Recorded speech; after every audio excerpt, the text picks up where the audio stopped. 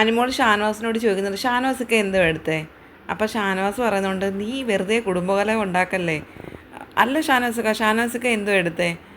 നീ ചുമ്മാ ഇരുന്ന്, നീ ചില്ലറക്കാരി അല്ലല്ലോ, നീ വഴക്കുണ്ടാക്കാൻ വേണ്ടിയാണോ എന്ന് ഷാനവാസ് ചോദിക്കുന്നുണ്ട്. നീ കിച്ചണിൽ കലാപം ഉണ്ടാക്കാനായിട്ട് വന്നതാണോ എന്ന് ഷാനവാസ് ചോദിക്കുന്നുണ്ട് അനുമോളോട്. പറ, എന്താ എടുത്തേ, എന്താ വന്നേ, പറ. എനിക്കറിയില്ലെന്നൊക്കെ ഷാനവാസ് ആദ്യം പറയുന്നുണ്ട്.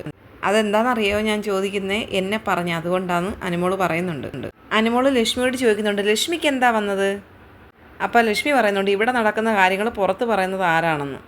ചാരൻ. അപ്പം അത് എൻ്റെ പേരാ പറഞ്ഞത് ലക്ഷ്മി. അത് കറക്റ്റ് തന്നെ, ഞാനെല്ലാം പറയും, ഇവിടെ നടക്കുന്ന എല്ലാം കറക്റ്റായിട്ട് ഞാൻ പുറത്ത് പറയും.